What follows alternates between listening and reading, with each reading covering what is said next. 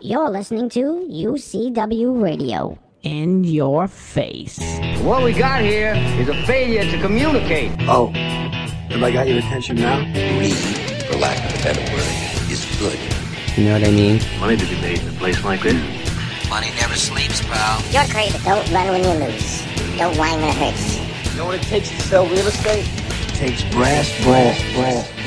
I've fallen, and I can't get up. All right, welcome to Money Never Sleeps, the show where we talk about anything and everything that impacts the flow of money from around the corner to around the world.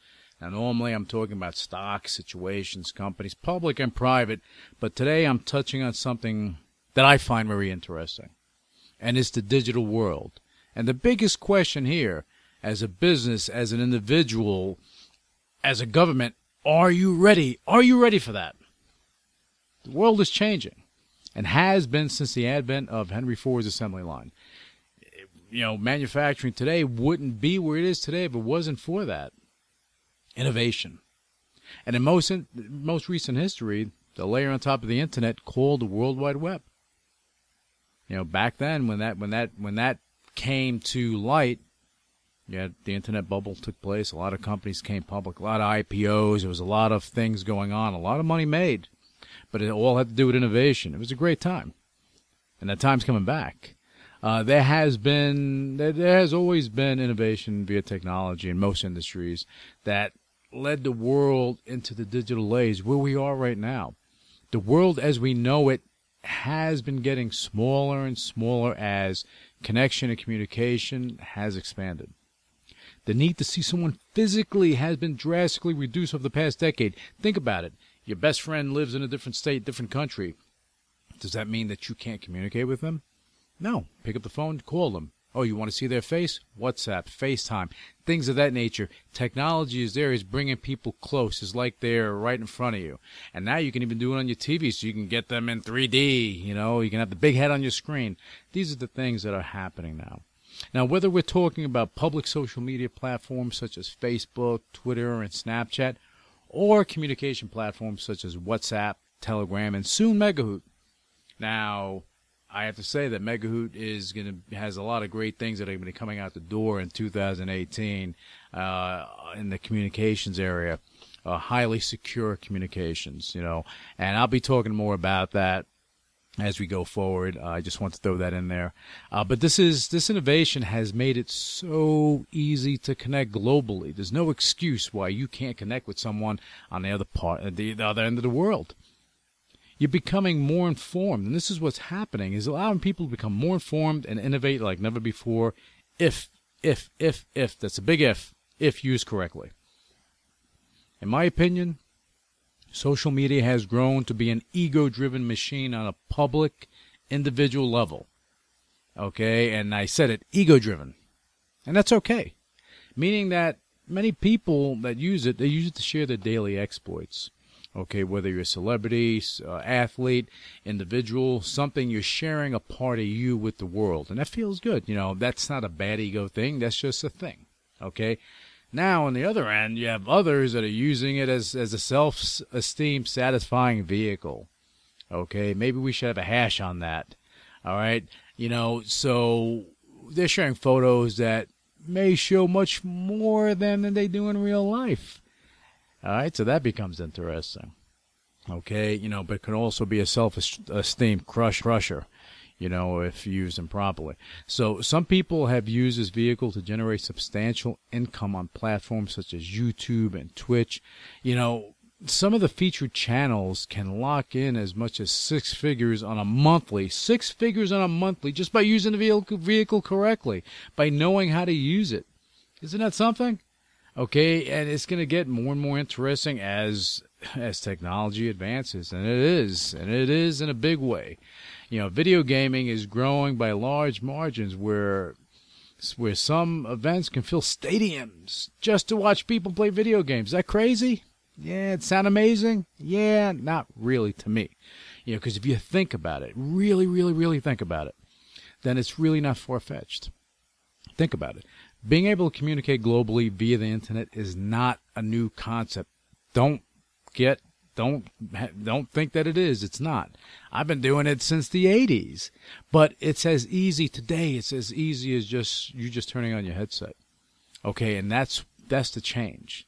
So it has made it feasible to connect to millions worldwide if you appeal to what they like. So let's say you're playing video games and people appeal to you because they like it. They're going to tune in. They're going to tune into your channel. So your advertisers, everything else, are going to wind up, you're going to wind up making money from it, because you're bringing value to them. So a platform such as Twitch, which is owned by Amazon, they've given gamers an opportunity to reach the world like never, ever before. They're becoming pseudo-celebrities solely by having a unique personality and bringing it to their viewers as they are playing the games live. So they're playing the games not live. Their viewers are checking it out. They're looking at it, and they're saying, wow, and they're involved. It's just like watching baseball or football. They're involved. They become fans. And, again, interesting concept, but not far-fetched. I do believe that this is just the beginning of an evolution in entertainment, and that's going to be a big thing. An evolution in entertainment that's going to change the scope of everything, and it's going to happen. At one point, this was only possible in the movies, but now it's just possible in general. And getting more intense, especially with virtual reality coming into the picture, and that's going to be a biggie. I believe that virtual reality will be taking big leaps in 2018. All right, no question. And I believe that they're going to take gaming, the health industry, and business in general to new heights. Now, I want you to close your eyes for a second. Imagine this.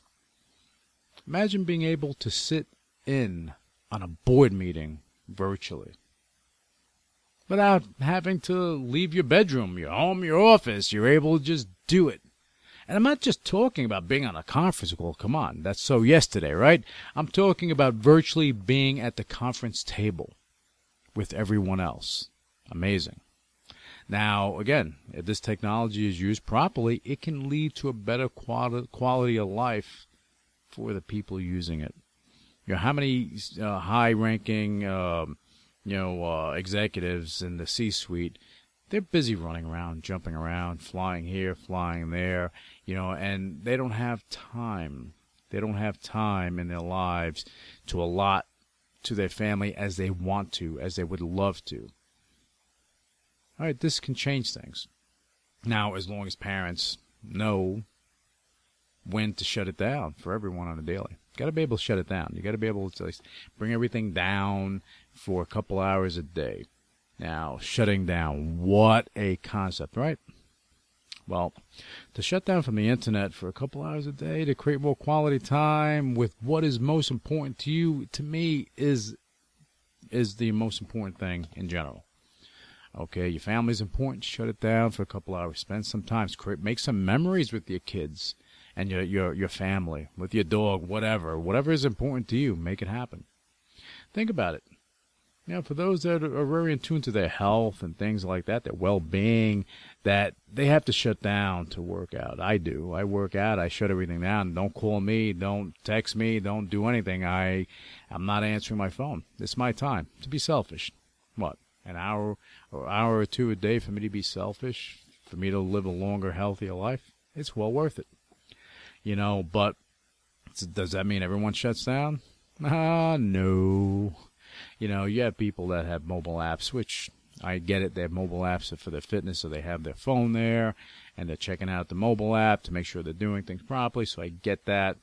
But they're connected in that way, and then you have people that are posting videos on social media. Those things don't happen via osmosis, But taking all of that out of the equation, I believe there's a level of shutting down that occurs. It does for me, and I believe it does for many other people. Now, what I know, sticking on the topic of the digital age, what I know that we will be seeing in the next 12 to 24 months, beyond virtual reality, is going to be larger tech companies venturing not only into blockchain technology, but also into cryptocurrency. Yeah, I said it, cryptocurrency. They're going to be getting involved with that. And the reason, and before I go into that, I want to explain something to you. Okay, blockchain technology is another layer of the internet, like the World Wide Web. Cryptocurrency is not blockchain technology. Cryptocurrency is a layer on top of blockchain technology. You have to understand that. You can't get it twisted. A lot of people don't understand that. I explained it to you in the simplest form possible. You know, it's like you have a sheet of paper on the desk, you just put another sheet on top. That's like blockchain, and then you have crypto. Or it's layered on top of that. And anyway, so the reason I'm saying that more corporations are going to get involved with this, bigger, larger tech companies, is that this is where the world is going. There will be a tightening of regulation in cryptocurrency, no doubt about it. Either self-inflicted or via global governments. And the industry, what this would do with that tightening regulation of the industry, it'll provide a greater level of trust in the cryptocurrencies being invested in. That's a big thing, trust. That's why people trust. In God we trust. Look at the U.S. dollar. In God we trust. Is the U.S. dollar backed by anything?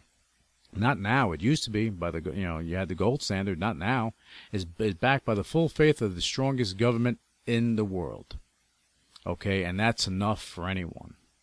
So if you have trust in the backing of the cryptocurrency, well, then you're in good shape. And I've said for years that Bitcoin is the grandmother of them all. They're not backed by anything, but the full faith of the peer-to-peer users that embrace it. Okay, and then you have the commodity exchanges that are actually listing futures on them. Okay, and that solidifies a lot of stuff. And that, again, just for me, that's the beginning. And I believe that, like the CBOE, CME, and other exchanges, and ICE, they're going to go and they're going to have futures on various cryptocurrencies. You have Goldman Sachs that now they have a cryptocurrency trading desk. It's going to get interesting. It's going to get very, very interesting.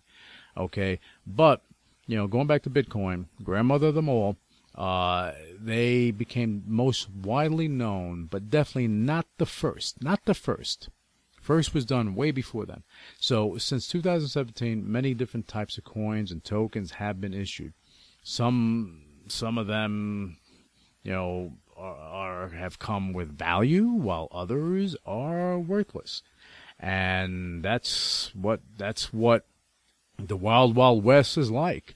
The initial coin offerings, ICOs. I have spoken about this so many times that I'm sure you're tired of hearing it, but it's a fact. Look, ICOs to me have always looked like a circumvention of securities laws. And that boomed throughout 2017 into early 2018. However, I believe that investors, institutions, reputable coin exchanges, reputable issuers and securities regulators, they're beginning to smarten up and wisen up to this. And they're taking the bull by the horns to avoid an implosion due to massive abuse. You have such a great thing, something that's amazing. And, of course, you have bad actors that pop into the picture and create issues. We don't want that here at all. The number of companies that virtually out of nowhere added blockchain to their name was outrageous. From public to private companies, it was crazy. You have bread companies and pharma companies saying, hey, now we're blockchain. And now, guess what? They had nothing to do with blockchain, but they used the word anyway to spark investment in their companies, and that's a no-no, boo-boo mistake, and they're all paying the price right now because you have regulators that are coming in and they're getting spanked. They're doing investigations like, okay, you're doing this, but do you actually have anything to do with blockchain? If they don't have a blockchain platform developed, everything else, they're going to have some issues. And this is the type of abuse that needs to be clamped down on to allow true organizations in this space to bring the best in class to the public, allowing it to blossom from there. And it will blossom. That I do believe. Okay, in the cryptocurrency arena, I have to mention, and I would be wrong if I didn't mention, the Piku Novus network. Not because Megahoot, which I'm the CEO of, has taken over the future maintenance and development of the network in March of this year, but because of what it's capable of. And that was the beauty of the whole network, is what it's capable of doing.